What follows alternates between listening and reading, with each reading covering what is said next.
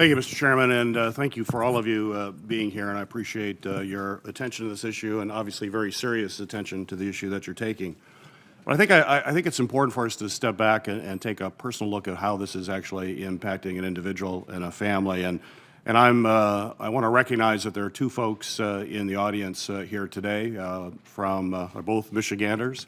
Rachel Kilpatrick, who is a soldier stationed at Fort Bragg in North Carolina. She's here with her husband, Calvin, and had the honor of meeting with them, talking in depth about kind of the troubles that they went through, really kind of a nightmare that they went through in relation to their home. In fact, their home at Fort Bragg has been recently deemed unlivable. I think they were living in a home that was deemed unlivable.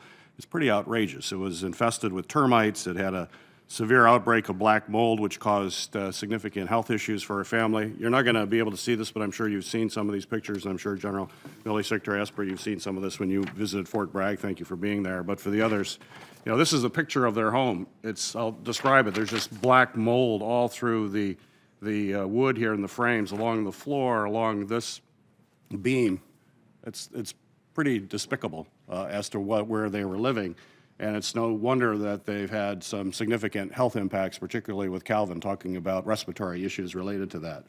And what gets me as I see this, and then I hear from contractors who say that, well, maybe we should adjust the BAH formula to provide more money for this. And then this is a public picture that was out. This is the landlord for this property, who has a 100-acre estate. I think this is his dining room. This is a pretty nice dining room for the landlord.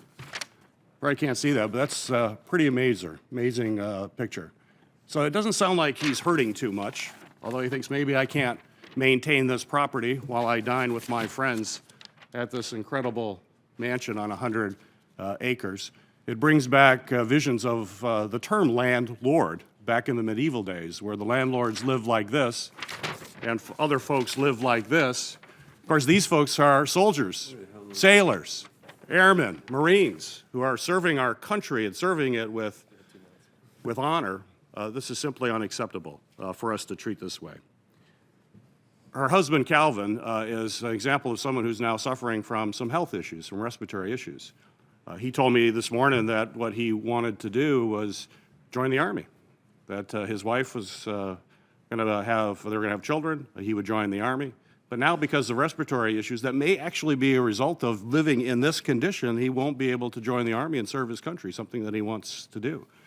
So as we move forward, and all of you have made a great commitment of moving forward, what are we going to do about the people who are suffering from health issues as a result of living in these conditions in the past? Let's not forget what has already happened as we look forward. If you could tell me, how do we hold these landlords accountable for health issues? This is a process that supposedly was going to save taxpayer money, but now we have people in TRICARE and other health. We've heard instances where children may have been impacted as a result of living in these kinds of facilities.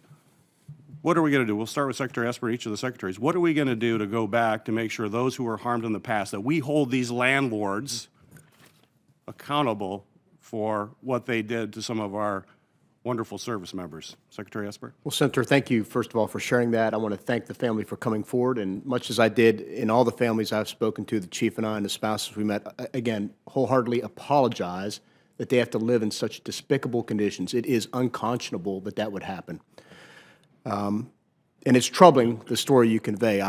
First of all, the first concern obviously is to the health of the soldier and the family members, and we've talked to our doctors about this. I visited Womack and spoke about this when I was at Womack Hospital at Fort Bragg, and of course I encourage them to immediately see their primary care provider, and if there's not getting any attention, we'll meet with them immediately after this hearing and make sure we get them connected to the right people, specialists as need be. And then I think you're right, over the long run, one of the things the Army is doing is making sure we can track the houses and make sure we know who's lived in those houses year over year over year, and certainly, of course, track the medical status of our soldiers and their dependents, and make sure we understand if there are any relationships over the long haul. And then I think we need to pursue aggressively, if there's accountability, if there's something that was caused by act of negligence of the private contractor, to hold them liable. But at the end of the day, the Army is going to take care of its own. We're going to make sure that we take care of their needs medically and health-wise. But the important point is you will hold these landlords accountable. Absolutely. I think they're the first recourse is they had a responsibility to maintain quality homes. And in that case, clearly, the homes I saw that Senator Tillis joined me with down at Fort Bragg, they were not doing that. And in other places that the chief and I and other members of the chain of command are doing, they are not maintaining the quality that they are responsible for. Thank you. Secretary Spencer. Senator, I reverberate what Secretary Esper just said, and first of all, we have one of the best healthcare systems around for our sailors, soldiers, Marines, airmen, guardsmen, and their families. That's number one, is their health. Number two is doing what you're talking about doing, which hold accountability. The agreements, the master operating agreements, have the requirement for the product they have to deliver. They will be held to that standard in the contract. Thank you. Secretary Wilson. With respect to the health issues, the most important thing for a member who thinks their health has been affected is to go to the military treatment facility and get evaluated and treated and have it documented. Each of our bases have legal assistance to help family members identify what their options are and to be able to work those through with respect to a claim towards this provider.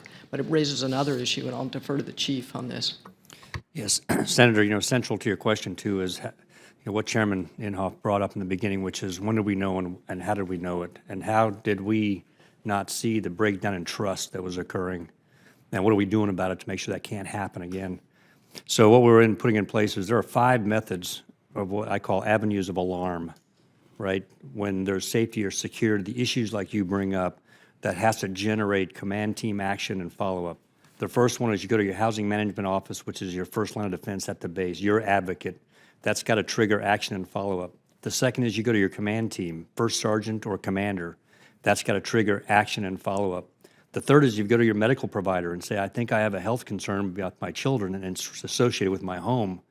That can't stop within the medical community. It's got to get to the command chain and trigger an alarm. The fourth method is if I visited a Navy family who's living on an Air Force base, and I was concerned with that they were told, well, you're Navy, so you have to go through Navy chain.